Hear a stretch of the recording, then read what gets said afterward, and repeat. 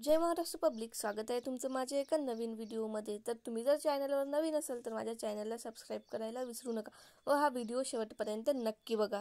हा मी इथे ब्रेड बनवून घेतलेला आहे। तर हा चाकू यामध्ये पाहून घेतलेला आहे, तर तो चाकू छान निघाला म्हणजे तो ब्रेड पूर्णपणे शिजला। व हे मागून लावलेला आता मी पेपर काढून टाकत आहे। तर बघा, यामध्ये आपल्याला 3 लेयर कट करायच्या व त्या मी आता करून घेते। अशा प्रकारे हा 3 लेयर कट करून घ्यायचे आहे।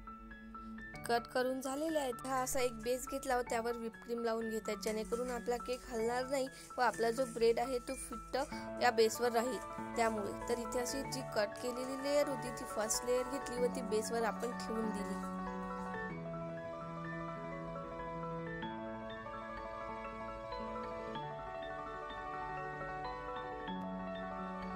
त्यावर गोल टेस्ट येईल त्यामुळे ते टाकून घेतलेलं आहे। ते टाकून घेतल्यानंतर आपण चेरी घेतली व थोडी चेरी आपण त्यावर टाकत आहे। चेरी टाकल्यानंतर जी व्हिप क्रीम छान अशी फेटाळून घेतलेली होती ती व्हिप क्रीम घ्यायची व ते केकवर टाकायची। व्हिप क्रीम टाकून घेतल्यानंतर ती पूर्ण अशी ब्रेडवर पसरवून घ्यायची, जेणेकरून पूर्ण ब्रेडवर ती व्हिप क्रीम झाली पाहिजे। व ती झाल्यानंतर ती पूर्ण ब्रेडवर टाकल्यानंतर त्याचे जे साईड आहे त्या साईडवर सुद्धा मी व्हिप क्रीम अशी लावून घेतलेली आहे। तुम्ही ते व्हिडिओमध्ये पाहतच असाल।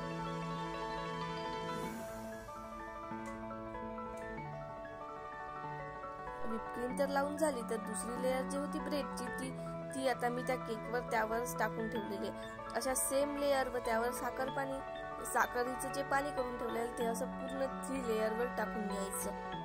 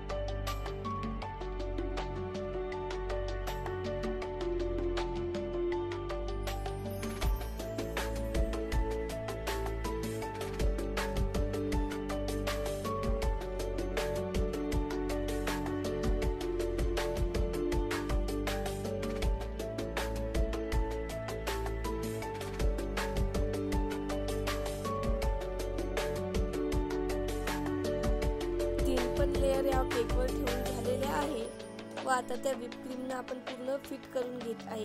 व्हिप क्रीम लावून जेणेकरून तो ब्रेड बाहेर दिसणार नाही अशी व्हिप क्रीम लावत आहे व त्यावर छान असा गोल शेप देऊन छान करून घेत आहे। तर इथे हा आता बनवून तर झालेला आहे। आता हा फ्रीज मध्ये ठेवून थोडा वेळ ठेवून द्यायचा आहे।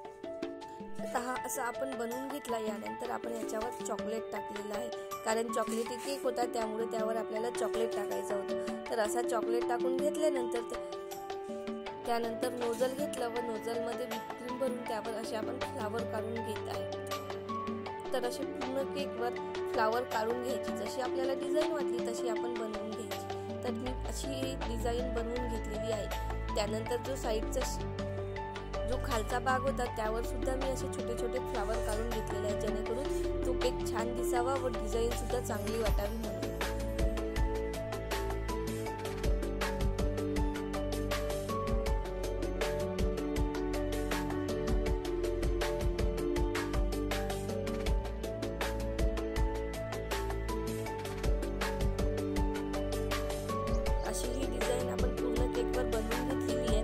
त्यानंतर यावर चॉकलेट लावले व छोटे छोटे स्प्रिंकल टाकून ठेवले व ज्या बर्थडे गर्लचं नाव टाकायला लावलं होतं ते सुद्धा नाव टाकून इथे केक रेडी आहे.